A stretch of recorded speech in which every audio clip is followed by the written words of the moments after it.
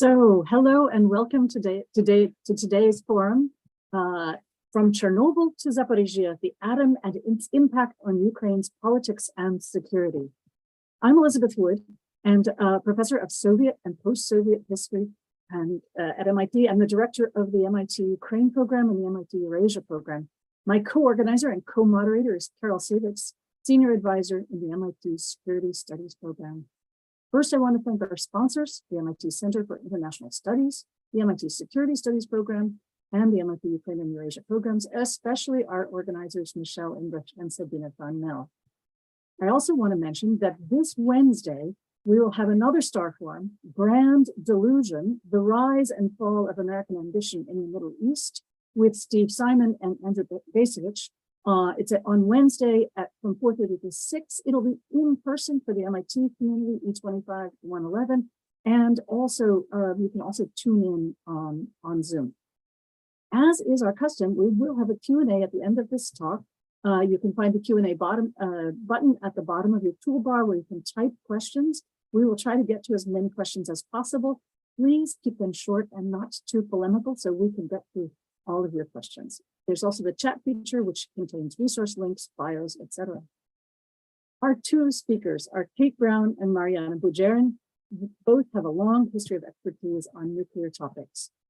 Kate Brown came to MIT as professor of science, technology, and society in 2019. She is the author of 4 books: Manual for Survival, Chernobyl, Guide to the Future, Dispatches from Dystopia, Plutopia, and a biography of No Place.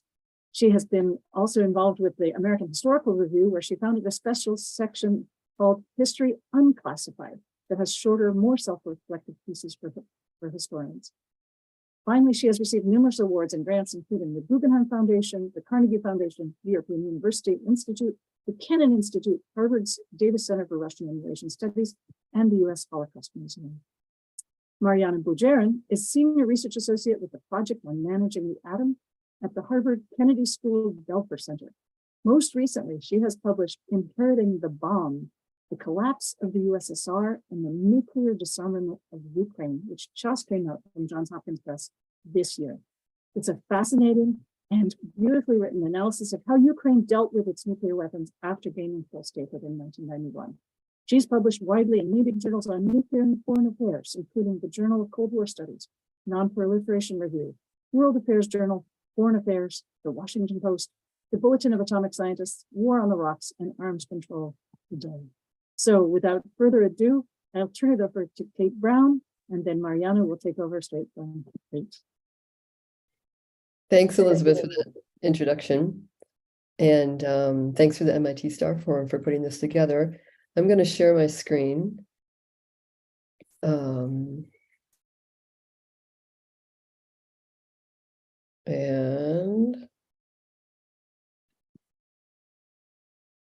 Okay. So we're interested in the Chernobyl accident, because it stands as a litmus test for other nuclear projects in other parts of the world. As the world's largest nuclear accident, policymakers and scientists look to Chernobyl in the aftermath of the disaster to investigate the effects of nuclear catastrophe and to make arguments for and against nuclear power. Chernobyl became, especially in the 1990s, a nuclear football, and I would argue that it still is one today. We see the Russian army engaged in nuclear terrorism from the start of the war in Ukraine in February 2022. The Russian army entered Ukraine from Belarus into the shared Ukrainian-Belarusian Chernobyl zone, in part because there was no defense there. It was the softest entry they could find. Huge convoys of trucks passed through the site and the larger zone, kicking up clouds of dust. Radiation detectors in the zone spiked and then went dead. And here I should be showing you some slides. Here's a map of those detectors and the hotspots you see right in that February of 2022. Russian generals ordered soldiers to dig trenches in the Red Forest, the most radioactive site of the Chernobyl zone. And in the red zone, I've been there myself, you accumulate daily the annual threshold dose for nuclear workers. And so the soldiers were there digging in, upsetting the soil where a lot of the radioactivity is stored for over a month. Reportedly, some soldiers fell ill, and after the Russian army withdrew, they were treated, again, reportedly in the radiation hospital in Gomel, Belarus. Now, the carelessness with which Russian generals operated in the Chernobyl zone is an outgrowth of a great deal of mistruths and half-truths told about the accident since it occurred in April of 1986. Working on my book, Manual for Survival, I made my way through 22 archives having to do with Chernobyl in Ukraine, Russia, and Belarus from 2014 to 2018. And I found in this Klondike of records about Chernobyl a lot of surprises. Moscow leaders, for instance, said that the disaster was safely contained within the Chernobyl zone, outlined here in red. I found records that pointed to the deliberate contamination of areas outside the zone. A few days after the accident, a storm was building up. Powerful winds were blowing from Chernobyl to the northeast towards the big Russian cities, including Moscow. So pilots left Moscow and flew over the site to manipulate the weather so that radioactive clouds and rain fell on Belarus in order to save urban Russia. And now this was a triage operation. There was many millions of people in those Russian cities and just 200,000 people living in this area down here. I'm sorry, this area here. This is the Chernobyl zone. This area here, the pilots held back as they passed over the city of Gomel, and then they let it rain here in the Mogilov province. The only problem is they didn't tell anyone in Belarus that they were doing this, not even the leader of the Belarusian Communist Party. So basically this, what amounts to a second Chernobyl zone, one that very few disaster tourists visit, remained a kind of secret until about 1999 when it was finally fully depopulated. So people here in this second Chernobyl zone, as I'll describe later, got a really big and terrible dose. Here's another narrative. Soviet officials told people that they tested the food and they found it safe. Working through the Ministry of Agriculture records, I found vectors of contaminated food spreading especially where humans congregated. There were about 100,000 head of livestock that were out underneath these Chernobyl clouds. That the animals started to get sick, they got burns. And so in the summer of 1986, soldiers rounded up 100,000 head of sheep and cattle and slaughtered them. Now, Soviet leaders hated to throw out meat, as they should have, as radioactive waste. So they sent out orders, make sausage with the lower graded radioactive meat, and the really hot stuff, stick in freezers and wait until radiation decays. They quickly ran out of freezers in places like Gomel and Zhytomyr in Ukraine. And so they found a train car, a refrigerated train car, stuffed it with 60 tons of high-level radioactive meat, and sent it to Baku. There, the Geiger counters went off, and they sent it on to Georgia, and on and on and on. This radioactive ghost train circulated the western half of the Soviet Union for a full 4 years before the train and the meat inside of it was buried in the Chernobyl zone as nuclear waste. Meat was not the only contaminated product. In the second Chernobyl zone I just described, 3/4 of milk was over permissible levels in 1987. 22% of all mother's milk had higher than permissible levels of radioactivity. In 1988, still a quarter of all milk was still too hot to drink. Another story is officially, Soviet leaders said that they gave medical exams to 900,000 people in the larger realm of contamination, and they saw no change in health statistics. Moscow officials also said that 300 emergency workers had been hospitalized, and that was the sum total of hospitalizations. But working with 2 research assistants through the Ministry of Health records, we counted 40,000 people hospitalized. Among them, 11,000 were children. Records show that immediately after the accident, doctors treated sick children and sick adults. They recorded an increase in thyroid problems, complications at birth, birth defects, and infant mortality. Children and pregnant women were especially hard hit. In 1987, in contaminated regions, half of children had enlarged thyroids. Perinatal deaths doubled in 1987 and tripled in 1988. Among adults, cases of heart disease, enlarged thyroids, gastrointestinal and urinary tract disorders, cataracts, liver, and blood disease tripled or doubled between 1984 and 1988. Cancer rates climbed from 1986 to 1989, 5 times higher per capita in that second Chernobyl zone in 1988 than in the Belarusian Republic as a whole. And here are 2 individuals post-op from thyroid cancer. The simple questions of fatalities is hard to answer. UN websites give numbers ranging from 33 to 54 people dead from the accident, with projections of 4,000 to 9,000 cancer deaths sometime in the future. But I found that in Ukraine alone, 35,000 women received compensation because their husbands died of a Chernobyl-related exposure. Now, that count is only for married men. It doesn't count any women or any children or any people who weren't married. Off the record in 2016, officials gave me the number of 150,000 deaths in Ukraine alone. Ukraine received 20% of Chernobyl fallout, 80% went to Western Russia and Belarus. Neither of those countries have released any public information or any information we could find relating to public health statistics related to Chernobyl. Another troubling question is the timeline of the catastrophe.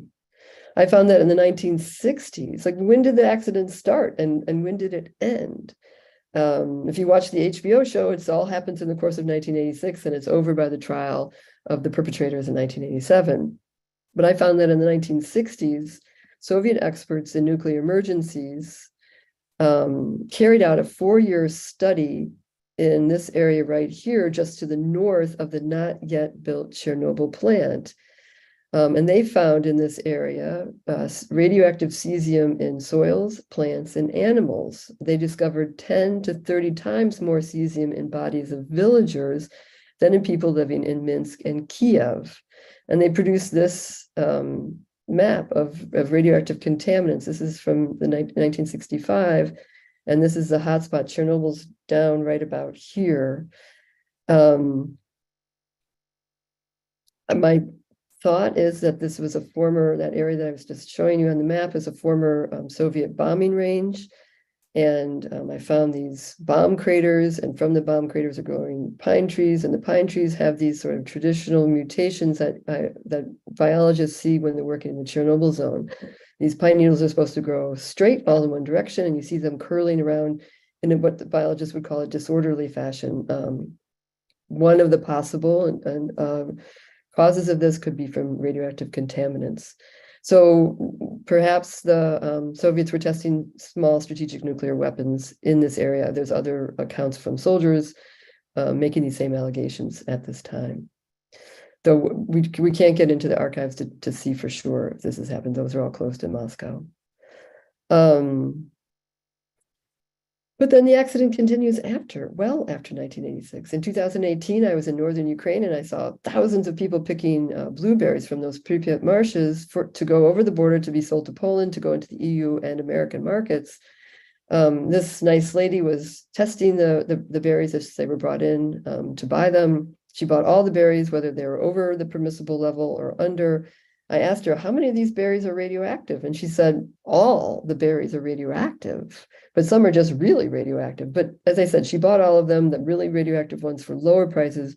And just like the meat and the sausage, they would mix them together to get to the permissible level to go over the border to be sold in the global commodity chains. Fires ran through the red forest of the Chernobyl zone in 2017 and again in 2019.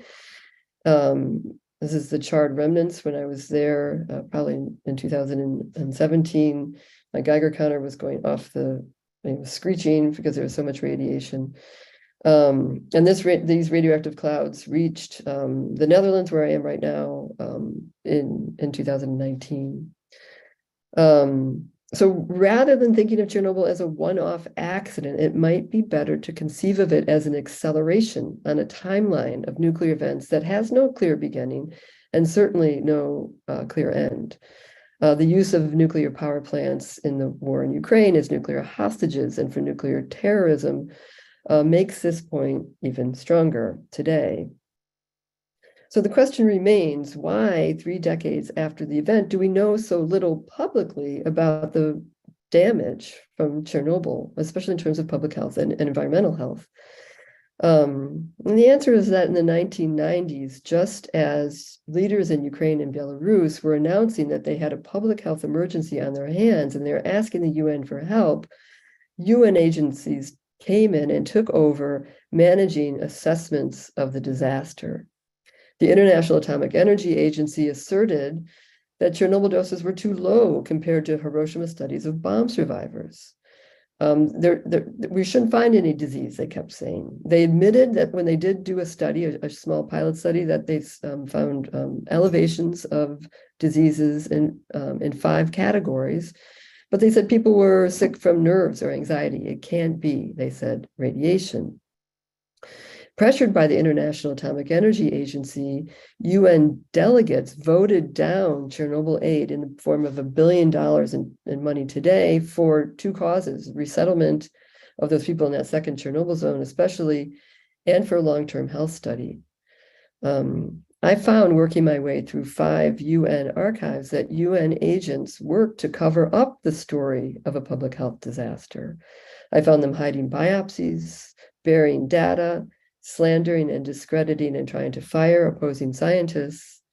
And you might ask, why would UN agencies do that? But I found that UN the officials serve their client states, and the biggest client states are the nuclear powers. The US, Russia, and Great Britain were in the 1990s online for billions of dollars of liability as a record of Cold War nuclear weapons development and testing was gradually declassified, and people were going to court claiming nuclear damage to their health. International scientists devised a narrative that Chernobyl was the world's worst nuclear disaster, but the event was manageable. Only 54 people dead. We can handle those kinds of fatalities, they would say. This is where the accident narrative was useful. See Chernobyl as a one-off, and the liabilities, the cost of cleanup, and the ongoing public health disaster dissolves, and the new post-carbon nuclear renaissance can begin. The compromised nature of the International Atomic Energy Agency today has made it difficult for the agency to work to secure nuclear installations in war-torn Ukraine. We've seen IAEA agents, officials go in, wave their hands, but not be able to make sure that those plants are no-fly zones. Downplaying the impact of the Chernobyl disaster has, in short, made Ukraine's security especially threatening. I just want to say a final few words on decommissioning. There have been lots of attention from scholars like myself on nuclear weapons and nuclear accidents, but far less attention has been paid to nuclear decommissioning, a process just as accident-prone and dangerous as running a nuclear power plant. A recent University of Chicago PhD student, Stephanie Palazzo, has been paying attention to the mothballing of nuclear facilities. She notes that nuclear decommissioning has become an economic rather than a public safety process, as finance companies, lured by lucrative investment possibilities, have taken over the job of decommissioning mothballed plants. In what Palazzo calls a strange corporate financial calculus, investment companies like the American company Holtec, that works in both the US and Ukraine, venture to decommission nuclear power plants in less time and for less money than the utility. When they purchase a decommissioning plant, the investment companies often acquire the utilities decommissioning trust funds, which have been paid for over the years by ratepayers and taxpayers. They bank on cutting corners, speeding up timelines in order to keep their profit margins. Pursuing these timelines, such as moving or mishandling unstable radioactive waste before it's safe to move, and cutting down on staff could lead to other liabilities and accidents.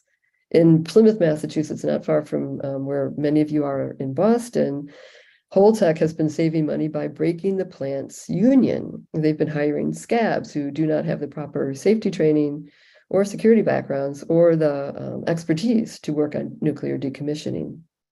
So we're not just talking about Europe's threat from radioactive fallout, but the east coast of the United States too. Ukraine is one of Europe's largest nuclear power countries with 15 operating reactors and 4 decommissioned reactors. All of the reactors are decades old and add to Ukraine's security threat and also that of downwind Europe. Ukraine, we did the calculations here at MIT, has enough sunshine and wind to replace nuclear energy by 150%. So if the Russian army today were attacking solar panels and wind turbines, or investment companies like Holtec were decommissioning them, I would feel a lot safer. Thank you very much. I'm going to hand it over to Mariana.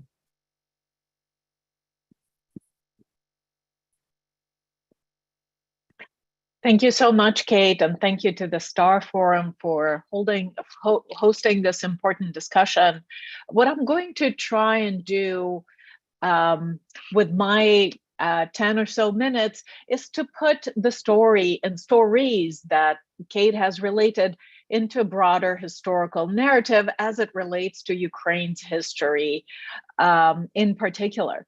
So Chernobyl certainly was the first major act of Ukraine's history as an independent state, right? It was a prequel to it, to its independent statehood in a very important sense. It was, as it were, a very pronounced tragedy in this classical sense, where the Soviet Union, with its great big technological prowess, something that the regime was extremely proud of and tried to tout to as its competitive advantage. It has deployed all these reactors through starting building and construction in late 70s and putting many of them online in the 80s.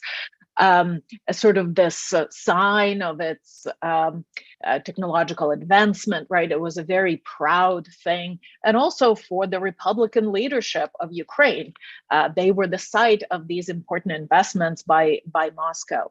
Until, of course, in 1986, there were several smaller accidents beforehand, as Kate has mentioned. We don't know really when that tragedy started, but we certainly do remember the date. We all know the date of April 26, 1986, when the 4th reactor on the Chernobyl nuclear power plant exploded due to sort of human error, but also faulty reactor design and a whole host of reasons.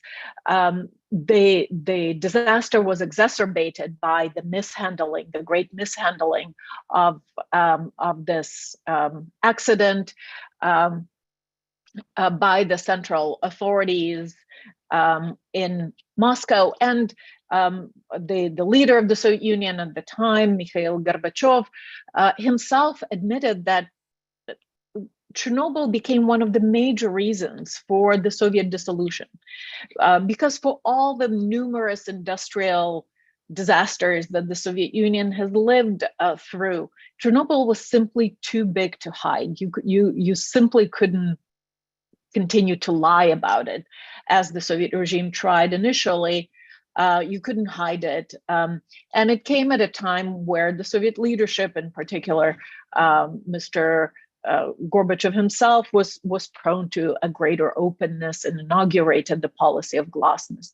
So Chernobyl became that first marker of the policy of glasnost, where large numbers, huge chunks of Soviet population learned what happened, not certainly in the full extent as Kate presented. We're still learning what exactly has happened, but it had an enormous social and in the end political effect on the fate of the USSR. In Ukraine, in particular, the the accident itself and its mishandling by the central authorities became part and parcel of a pro-independence movement in Ukraine itself, and its pull away from the Soviet Union was really can mark the death knell of the Soviet Union more broadly. So in a way, this greatest sort of proud thing of the Soviet Union, this cutting edge nuclear technologies, had in it the seeds of the system's undoing in a very salient way. And in Ukraine, the pro-independence forces picked up on this narrative, this anti-nuclear narrative, as also to rally the whole country, the whole of Ukraine, which at the time had a very uneven identity landscape, to rally all of Ukraine's population against the central Moscow authorities on the civic and humanitarian basis, rather than on ethno-nationalistic basis that would have resonated very differently with various parts of the country. The narrative of Chernobyl, the trauma, and also this anti-Moscow, anti-institutional context, anti-institutional meaning that it had gained through the late 80s and in 1990, became the basis for Ukraine actually unilaterally codifying its desire to become a nuclear-free state when it passed its declaration of state sovereignty in July 1990, so a full year and a half before the Soviet Union officially fell apart. When I talked to the person who proposed this anti-nuclear clause into this founding document of Ukraine's statehood, he did refer to the so-called Chernobyl mood, where all things nuclear were associated with the repressive policies of Moscow. So both the nuclear energy, on which Ukraine at the time, in the same month in July 1990, declared a moratorium on all new construction of nuclear reactors. In Ukraine, there were at least 2, perhaps 3 reactors under construction at the time. It ended up reversing these policies for a variety of reasons, but that came as a package. So Ukraine's path towards independent statehood had a very expressed sort of anti-nuclear elements in it. And that became important when the Soviet Union in the end collapsed in December 1991, and a new predicament emerged. And one of 2 world's major nuclear superpowers ceased to exist. And its vast nuclear arsenal was now situated on the territory of not 1, but 4 sovereign states. The Russian Federation, of course, but also Ukraine and Kazakhstan and Belarus. And the question emerged, what is to be done with this arsenal? How the questions of inheritance, questions of legal succession in the nuclear realm are to be dealt with. Of course, for a variety of reasons, both the existence of the nuclear non-proliferation regime, the interests of Russia and the United States, and the broader international consensus on non-proliferation, a single policy or concerted policy emerged outside of Ukraine, in Western circles, in Europe and Washington, that there should be only one nuclear successor to the Soviet Union. And of course, it was taken for granted that that nuclear successor should be the Russian Federation. There were decades of dealing with Moscow. In addition, there was traditionally this conflation of the Soviet Union and Russia. So that was sort of commonsensical and went largely uncontested outside of the Soviet Union, although both Ukraine and Kazakhstan at the time questioned this uncontested succession in the nuclear realm and actually ended up staking a claim to a kind of ownership over their nuclear inheritance and negotiating a nuclear deal to which they felt at the very least they were entitled as a compensation for surrendering their property, their strategically important property. And so in this way, the second act, the drama of this disarmament where Ukraine's newfound agency as a sovereign state came up against the international structures, the international regimes. The Chernobyl tragedy, the Chernobyl accident laid the groundwork in a very salient way, and guided or impacted Ukraine's deliberations on how to deal with this important, strategically important, some in Ukraine had argued, nuclear inheritance. In the end, in 1994, Ukraine made the decision to disarm and join the Non-Proliferation Treaty as a non-nuclear weapons state, a decision that by any measure was the right one for a number of reasons, including those that Ukrainians understood themselves, right? And there's a narrative now in Ukraine that prevails, sort of saying, oh, Ukraine inherited the third largest nuclear arsenal, gave it away under international pressure for nothing. That certainly was not the case. Ukraine had agency, and Ukraine had options, and it deliberated these options, and in the end made a decision that made a lot of sense at the time.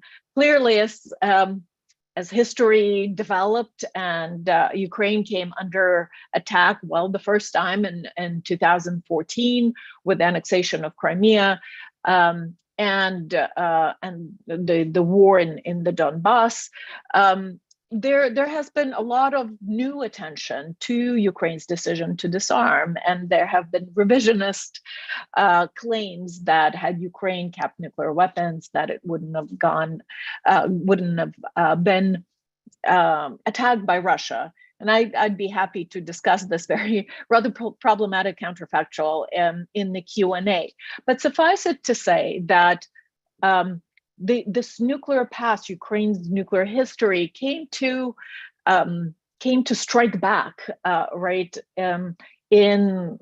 About 15 months ago, when Russia launched a major full-scale invasion of Ukraine, doing so under the shadow of nuclear threats. So its military actions on the ground were accompanied by rhetoric of nuclear threats, initially focused or targeted on the West to try to dissuade Western powers on getting involved on the Ukrainian side directly, something that seemed to have held over the past year and a half or so, where the Western powers made it very clear they would not get directly involved in the war in Ukraine, although they have extended generous military and financial aid to Ukraine. But the fears of nuclear escalations are real.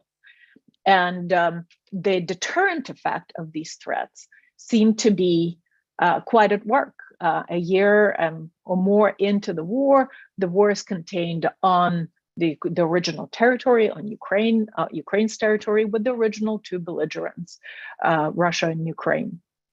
At the same time, very early in the conflict, Russian forces occupy one of 4 operating Ukrainian nuclear power plants, Zaporizhzhia nuclear power plant in the south. They roll in, there's shelling and shooting at the site. And since that time, the drama of Zaporizhzhia keeps unfolding in sort of starts in fits. During the summer of last year, the situation was rather quiet and then escalated in August, September, where the power plant lost offsite power, putting the safe operation of the cooling systems at risk. the IAEA got involved and sent now recurring rotating missions. But in the course of the last year or so, we see that nuclear power itself, or nuclear power plant itself, becomes a sort of tool of war, and the concept of weapons and power generating facility has in a way merged into one. The Russian forces have used this particular nuclear power plant as the staging ground, as a military base, right? Sheltering behind it, knowing that Ukrainians will not dare to retaliate, even though there have been accusations of mutual shelling.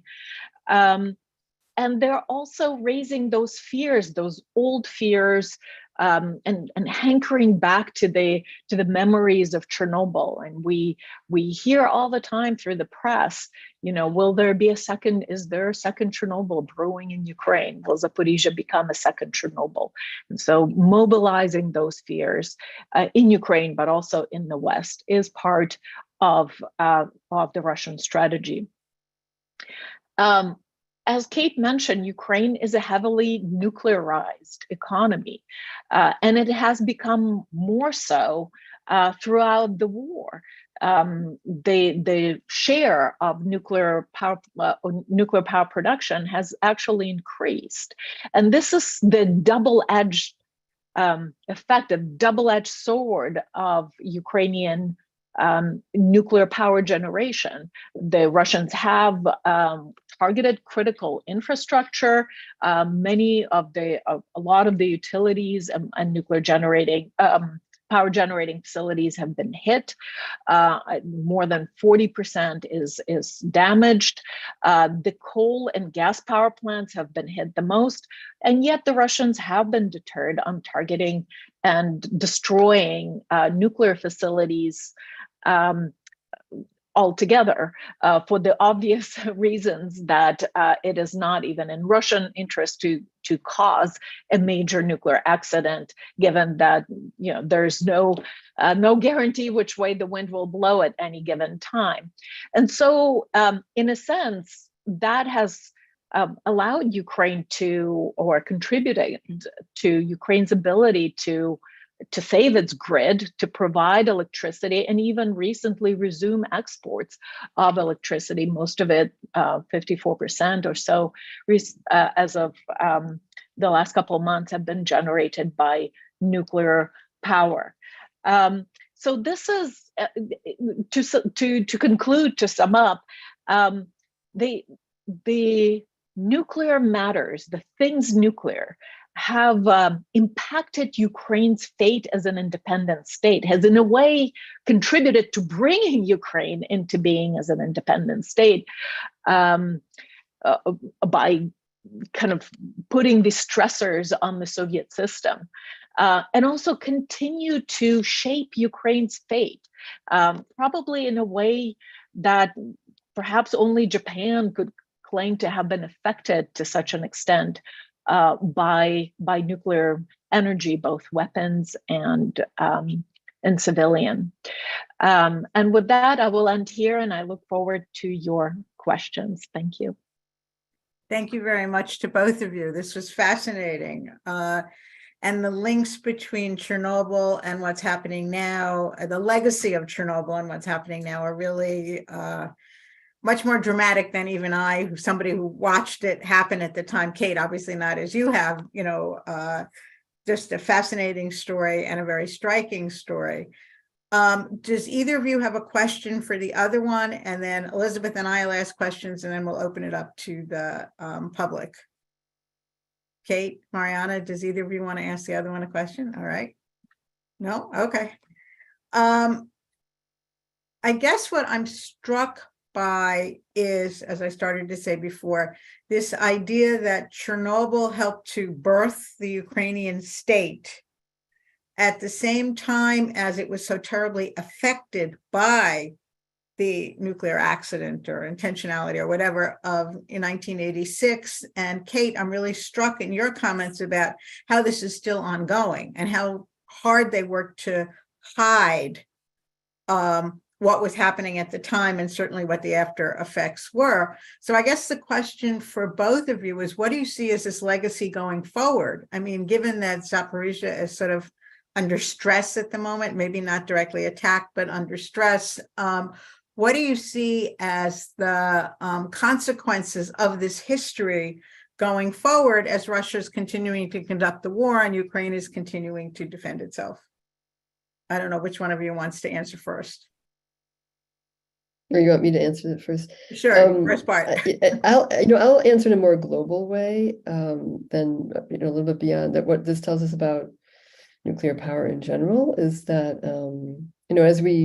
as we think about going forward, and we're going to have more stress and crises and sinking cities and possibly climate change induced wars, these nuclear power plants are a huge liability for not only the parties at war and the neighbors to those plants, but for everybody living nearby. And we think of, we think of the, even without nuclear weapons being fired. And we talked about this a little bit when we were meeting, that nuclear power and nuclear weapons in the war in Ukraine have become one thing.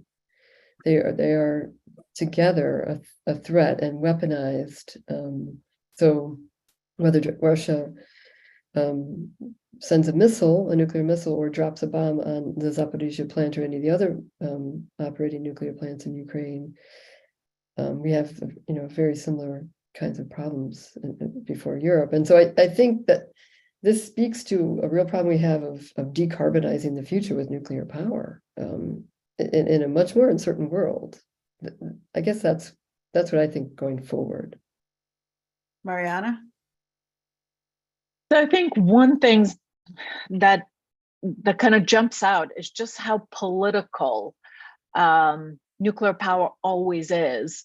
It's in the construction of a nuclear power plant, and we know that, for instance, Russia's Rosatom is one of the major suppliers of nuclear reactors, nuclear fuel around the world. It really is 100-year marriage, political marriage, with the supplier of these reactors, and the full cycle from construction to decommissioning to the management of fuel and waste and so forth. And the question then becomes: is this sort of these kind of authoritarian power markets, will they kind of take hold, right, with a supplier like Russia, and how other states might look at Ukraine and what kind of what's going on in Ukraine, what kind of conclusions they will make. I think different states will make very different conclusions. This is something, unfortunately, we don't have that much influence and power of. I mean, one way to look at it is to say, all right, in that 100-year stretch, how many countries can guarantee that they won't find themselves and their power reactors in a war zone? Which country now in Europe, well, other than maybe, or in the West, which country other than maybe the United States or Canada can say that there weren't a major war on their territory within the last 100 years, right? So these are the kinds of timeframes and the kinds of consequences and calculations that we have to be thinking about when talking about construction of these kinds of major commercial reactors. Yet it is, again, very difficult to see whether from the perspective of, say, Bangladesh or Egypt, or perhaps a different country that is thinking of deploying a Russia or Turkey, a Russian-made reactor, whether the role of, say, even Rosatom in the occupation of Zaporizhzhia and in the serious breaches of safety and security procedures, their nuclear safety and security procedures, and the really limited way in which the international community can respond at the time. With IAEA missions, they're working within a limited mandate, doing what they can, which is clearly not enough. Whether that will serve to to problematize the deployment of this kind of reactor in general, and by that particular supplier in particular. That's great. So my opening question to both of you was actually that very question about the IAEA. What could be done, as far as you know, to strengthen? Is that the appropriate organization? Is it too tarnished by what you found, Kate, that they may have hidden a lot of results or not looked at the right kinds of cancers? I remember you've said that in other talks, that they only looked at thyroid cancers and you found stomach and mouth cancers. Are they too tarnished to be the right agency to play a role here? How can other international organizations support the IAEA in Zaporizhzhia? Is there a way that are there any conventions against using a nuclear power plant as a human shield, which is what they're doing? I think there aren't. Should there be I'd just be curious, both of you, on your thoughts on what else can be done to create is there any way to create any more security there? I mean, they are just a few individuals who are rotating in, but what could they do? Yeah, the historian Jacob Hamlin wrote a great part of a book about the creation of the International Atomic Energy Agency and how there were some, especially Danish scientists, who wanted to create a watchdog organization of scientists to monitor the production of nuclear weapons and nuclear power, because they were getting nervous about releases just in the day-to-day operations. And the US stepped in and said, no, let's make it a UN agency. And instead of having independent scientists work in this agency, we'll have scientists who are appointed by each power. So they're diplomats, right? And now they're there at the behest of their government, representing their government. It's a very different kind of project. So I think until we can come up with an agency that we don't have diplomats who have to answer to all kinds of political forces at home, but we really do have independent scientists, I think that would be the solution, is to have an internationally funded watchdog agency with certain kind of police forces. Yes, I think what we're seeing really is that, the capacities of these institutions are really not up to the challenge at hand. And in the sense, it is certainly not IAEA's fault. It's the way it's been constituted, and people within it today, I think we got to give them credit, are doing, what they can within the confines of that mandate of that institution, and within the confines of the structure. And certainly we have to give credit to Director General Grossi for sort of being personally very proactive and going in and brave and, organizing these missions that, if not anything else, perhaps offer some moral and psychological support to the people at the nuclear power plant at Zaporizhzhia, that they know that at least their fate is probably known to this agency and to the broader international publics, and they're not being forgotten.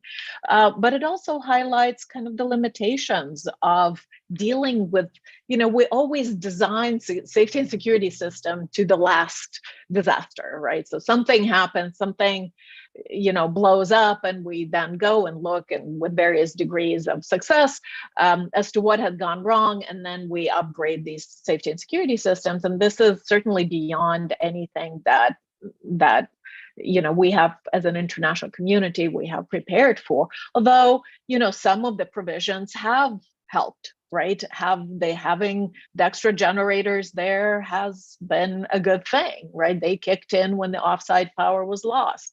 But that's kind of a band-aid approach to this kind of scope of potential disaster. And again, how do you if the IAEA is in a sense part of the UN system, although we call it a UN watchdog, but it is kind of a separate institution. I think they have to, I'm not exactly sure how it is set up, but it's not exactly properly part of the UN system. It would still require a decision of the UN Security Council to authorize any kind of peacekeeping or policing or enforcement of a demilitarized zone type of action that might or might not be led by by the agency, and that goes, into a dead end if one of the perpetrators and the state that wields a veto power in the UN Security Council is also the belligerent in the conflict. So I think beyond just the agency, we have to rethink the broader institutions of international security. Great, thank you. A couple of our members of our audience have asked a question about a Ukrainian announcement, and I have to admit I didn't know about this, to create smaller, more localized reactors to provide power. And so the question, I guess, in light of what you've been talking about, is how would those be protected? How would they be utilized? Is there a role for international monitors in that too? And if the war is ongoing, how do you take care of that? Go first, Kate. The idea is that they're smaller. I mean, I'll be real blue. Their ideas are smaller, so they'll cause, if they are blown up or something, they'll cause, to spread less radioactivity. And they're supposed to be safer. I mean, that's how they're sold. Okay. But the same decommissioning company, Holtec Ukraine is set up to work with Ukraine to build those reactors. I think there have been also conversation with NuScale and maybe some other producers of small modular reactors.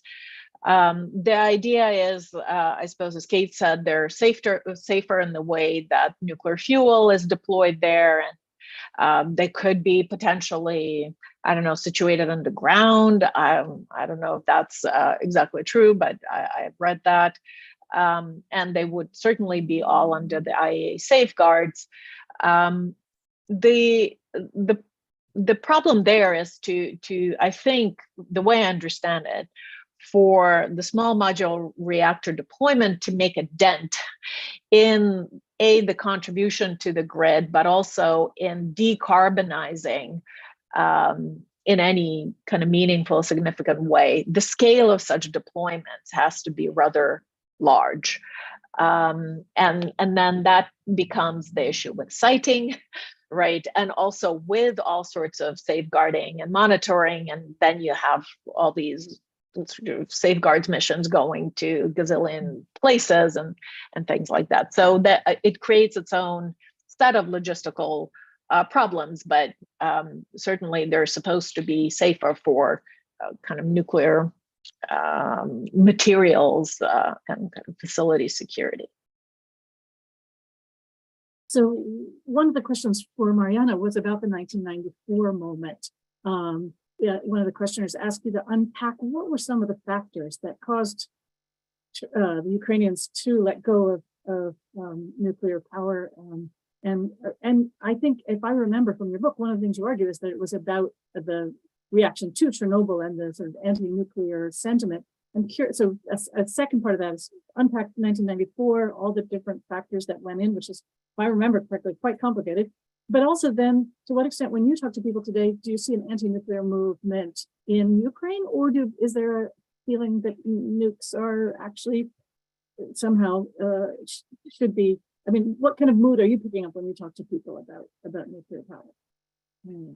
Because certainly the mood in '86 was very anti-nuke, right? I mean, and in '91 and '94 at the time of the Budapest Memorandum. So the '94 moment. So the 94 moment, it is kind of a complicated and nuanced story. And it's not just that Ukraine gave up the world's third largest nuclear arsenal, or on the other hand, Ukraine didn't have command control, couldn't do anything. It was overdetermined. Ukraine just had to sort of give this inheritance up and, was just used it as political tool for haggling. Ukraine did have agency and it did have options. Nuclear technology is the technology of the 1940s, right? Ukraine had many scientists. It had the nuclear science. It had people with, clearances in the Soviet bomb project. It had a whole missile army, so military personnel trained to deal with nuclear weapons and strategic nuclear deterrent. It had, a major missile producer on its territory in Dnipro, Pivdenmash, and Pivden Design Bureau. So it had a lot of sort of building blocks of a fully fledged sort of nuclear weapons program. It lacked the fuel cycle, so it lacked everything that went beyond mining and milling of uranium. So through, conversion and enrichment and or reprocessing on the other side. But it had all that Chernobyl fuel, right? That kind of lended itself to plutonium reprocessing quite nicely. And in fact, our BMK reactors were derivative of the Soviet military plutonium kind of producing reactors. So the decision not to pursue that option had,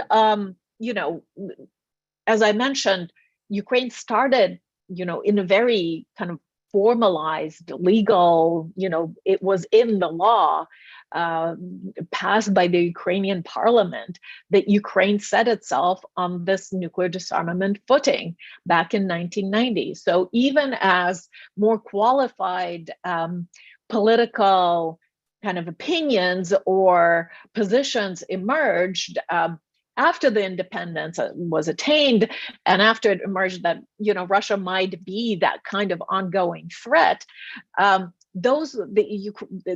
politically Ukrainians were sort of pegged to their own declaration that they passed back in 1990. So kind of there were things on both sides, right, that weighed on both sides of that ledger. So in favor of kind of nuclear retention or entertaining a nuclear option were, of course, the security concerns over territorial integrity, with Russians making claims and fueling the separatist movement in Crimea. There was the Ukrainian leaders realized also just how important the nuclear issue is to the West.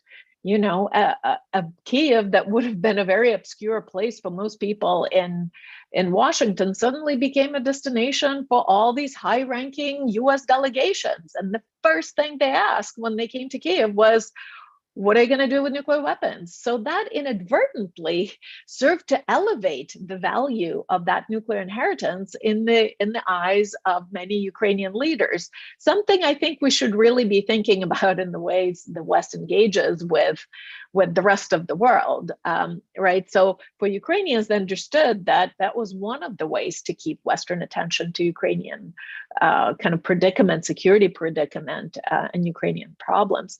And it also had, as I mentioned, kind of an internal lobby, all those missileers, all the, that was mostly on the delivery vehicle front, not on the nuclear front, since nuclear scientists actually did not, they wanted to engage with international community of scientists, right? They did not want to be kind of boxed back into some secretive program. But on the other hand, yes, you had Chernobyl that kind of set the stage for nuclear unilateral voluntary nuclear renunciation. You had an economic crisis, right? To build up these missing parts of the fuel cycle would have taken investment that would have had to be diverted with very scarce resources from other parts of the economy. You had concerted US and Russian pressure, and you had the international non-proliferation regime. There was that kind of zeitgeist, right, internationally, where there were deep reductions in superpower nuclear arsenals with INF, with START 1 treaties. South Africa disarmed, joined the non-proliferation regime. The NPT was going into the 1995 Review and Extension Conference. So it was important to get sort of as many people on board as possible and to get Ukraine and Kazakhstan and Belarus to join the NPT by that time. So all in all, the Ukrainian decision makers sort of looked, and deliberated internally and interagency and between the branches of government, and in the end made a very prudent decision at the time. And it pains me to hear today, to the second part of the question, where the explicit anti-nuclear sentiment has fizzled away, and there's much regret in Ukrainian publics. Again, I can't speak authoritatively. I have not taken a survey, but those surveys that do exist, they do show that Ukrainians, think it was a mistake. Many Ukrainians think it's a mistake, more, close to half. Great. Picking up on some of the points that you just made, Mariana, several of our audience asked about these modular nuclear reactors. I'm back to the other issue again, about the costs, about how safe they are, and maybe both of you can answer this. And then what strikes me as we're talking about this is that we're weighing these elements about whether this is a good way to go in the middle of a war.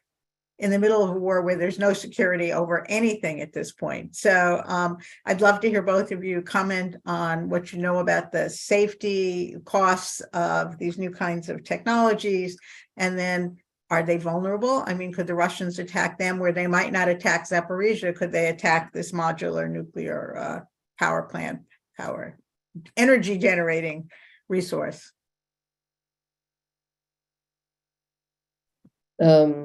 They're not as safe as solar and wind, that's for sure. They're far, far more expensive. Usually the kilowatt hour is 2, 3, 4 times more. We haven't seen, we don't see any small modular reactors plugged into the United States, into any grid in the United States, in large part because communities don't want them. And they're small, they need to be right on Main Street. And so, as Mariana said, siting them is a real problem. So you have, just a different scale, the same sets of problems. There's no place to store the waste. If you're a customer of a Russian reactor, they will take back all the spent radioactive fuel and put it out in the Urals where they used to make plutonium. It's a godforsaken mess out there in terms of radioactivity, but it's now a sacrifice zone, and they just put more there and reprocess it. But places that have stronger environmental regulation can't do that. So if Ukraine is trying to join the EU, they're going to run into all kinds of problems, I think, with that. I'll hand that over to you, Mariana. I have to be honest, I cannot authoritatively speak to the safety and security features of the small modular reactors. The way I understand it, they are in the way that the fuel is deployed within the reactor is sort of better protected, as it were, than in the the kind of large scale commercial reactor. And I think going to kind of one of the major reasons going to the smaller scale reactor is the cost, right? The cost of building a giant nuclear power plant, has been prohibitive for for a lot of countries. There are cost overruns. It goes, way over timelines and things like that. So kind of these major constructions of on the kind of scale as, say, Zaporizhzhia is, or the other major nuclear power plant, has proved to be increasingly economically unsustainable. You have to have a huge capex or investment up front, and then there kind of makes sense to run afterwards. But normally that's at least twice the sum that has been projected in the beginning. So the SMRs are sort of the answer to that.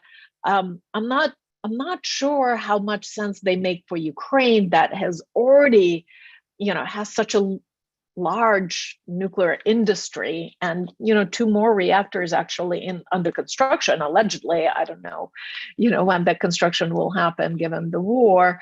But it just, to me, that kind of the spread, whatever the upsides in the actual nuclear safety, perhaps, of operating a small modular reactor might be offset by the fact that there will be many of them, right? If they are to make any difference, right, in the energy mix. So then you have more sites to look after, to protect. You have more sites to inspect. You have perhaps a more seizable asset, right? Because what is Zaporizhzhia today? It's the largest theft, industrial theft, probably in history, right? It's however many $1 billion, maybe $6 billion, it's $1 billion per reactor. I'm not sure. It was just grabbed and stolen. So imagine that a smaller facility might be easier to steal by an occupying force, even if it is not made into a disaster. So I'm not sure this is a satisfactory answer, but these are just some of the things that came up in my mind when I'm thinking about it. Well, I think those are great answers, both of you. So we've got a couple questions about Russian behavior in this war. One asks whether the Russians are deliberately not damaging the nuclear power plants. I don't know that that's true. Another asks whether the Russians are thinking about the winds blowing east, and is that keeping them from launching tactical nuclear weapons. I know neither of you actually works on this topic, but I do know that our audience might be curious.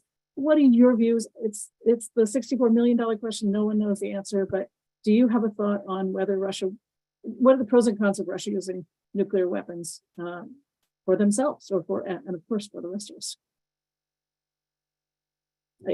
Either of you go first. Kate, do you want to take this on first, or no? Mariana, go ahead. So I imagine it's hard to know, right? So look, Kate is looking at Chernobyl now, however, almost 30 years after it happened, and we're still finding out new information. We're still finding out just all the things we didn't know. Now, in the middle of this war, it's hard to know what the Russian motivations are and what's preventing them from doing things. I can imagine it's really not, no matter how nefarious Russians are, it's not in their interest to blow up a nuclear power plant for the very reason that, their territory and their population might suffer just as much, given that, we don't know where the winds will blow, and given how long the aftermath and the consequences and the effects of pollution by that kind of nuclear disaster might be, and certainly given that they're hoping to hold on to Zaporizhzhia nuclear power plant, they don't really need it for power generation. It's kind of a tool of just depriving of an energy war, right? They just want to deprive Ukraine of it at the very least. But given they're going to hold on to it at least as an asset, they might not want to create a major environmental disaster in the territory that they now consider their own. Regarding other Ukrainian nuclear power plants, clearly, the Russians went after the grid in October and November. It's interesting to me how, I was getting all sorts of phone calls when Zaporizhzhia was getting occupied and shelled in March of 2022. But in October, November, when I think was probably the single most dangerous time when the entire grid went bust, it was a total blackout. That meant also cutting offsite power to the other nuclear reactors operating in Ukraine. I got very few phone calls from the press, right? That just the understanding of the scale of those risks is, I think, is very poor out there. Ukraine was able to salvage the grid, to restart it somehow. Ironically, it seems because the grid itself was overbuilt. There's a huge capacity for electricity producing. It was overbuilt by the Soviets, who it seems like anticipated that, in a major war with NATO, this might happen, that NATO might go after the grid in this theater of operations. And Ukraine has a ton of extra capacity for generating electricity, more than it actually needs for its own needs. In terms of using nuclear weapons, I suppose there are at least 3 scenarios that I can imagine. None of them, the risk of is non-negligible, which is more than certainly any of us should be comfortable with. But fortunately, none of it has happened. Fortunately, hopefully that risk is not still super high. So one way is to do a demonstration shot, right? People are talking over the Black Sea or something and say, okay, Kiev or whatever, Odessa will be next if you Ukraine don't agree to Russian terms and capitulate or whatnot. Another one would be to actually target a city for the same sort of political reasons, kind of psychological reasons, and say, all right, if, here's Odessa or whatever, Kharkiv, and then Kiev will be next if you don't surrender. And of course, this is something we were all thinking about when Putin in his speech at the end of September mentioned American bombings of Hiroshima and Nagasaki as precedents, because of course, let's be honest, this is exactly what had happened. A nuclear state, used a nuclear weapon against a non-nuclear state with the intention of getting it to surrender unconditionally. And those kind of past sins are coming to haunt us. Another sort of a third scenario for a tactical nuclear use is battlefield nuclear use. So to sort of break through fortified Ukrainian position on a particular stretch of front.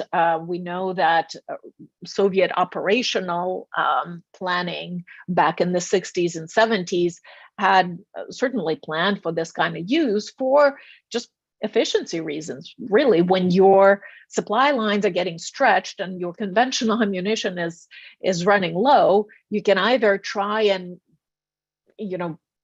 transport hundreds upon hundreds of conventional munitions to the battlefield, or dozen tactical nukes, right? Does the job, the same kind of job. There are several reasons beyond the obvious ones, but if we kind of abstract this, and there are several reasons not to do it, mostly because Russian troops themselves are just not prepared to operate in the theater that's affected by a nuclear blast, right? They haven't been training, there aren't protective gear for this. There used to be trainings like the Totske training where, you'd actually explode a nuke and send the troops in to train how to operate on that. That has not been the case now for a long time. Again, that is not to say that we should kind of be complacent. We don't know how Putin thinks about these things. I'm not particularly reassured, but there are many practical and also, of course, moral reasons not to use nuclear weapons in Ukraine. Kate, any last minute words or thoughts on this? Well, as an historian, I try really hard not to try to predict the future. Safer. And I safer. And what do I know about the future? I look at the past. But I think Marianne's point is well taken, that in the past the Russians have shown a great deal of restraint.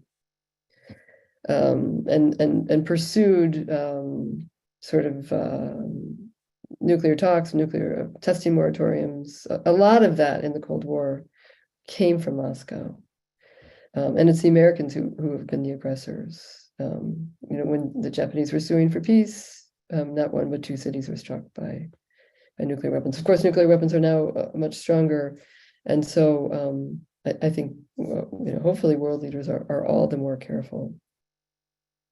Great. So we've come to the end of our session, and this is the last one that'll be focused on Russia, Ukraine, etc. for this year. So I'd like to thank everybody for joining, and I'm really leave it with sort of a pessimistic note. Kate, I'm really struck by your statement that nuclear power and nuclear weapons are one and the same thing. And I think if we begin to think about some of the dangers of deploying nuclear power, even as we think it might be an alternative to coal or fossil fuels and everything, it's really interesting to think about all these other issues that have been raised today from both of you in your talk. So I'd like to thank everybody, and just to remind you that there is one other Starr Forum focusing on the Middle East, not on Ukraine and Russia, this coming Wednesday, April 26th at 4:30 to 6. It's both in person and online. It's in building E25, room 111. And the speaker will be Steve Simon, who has just published a book that was very well reviewed in the Financial Times over the weekend called Grand Illusion, The Rise and Fall of American Ambition in the Middle East. And the discussant will be Andy Basevich, and we hope you can join us for that as well. So thank you, everybody, and have a good rest of the semester.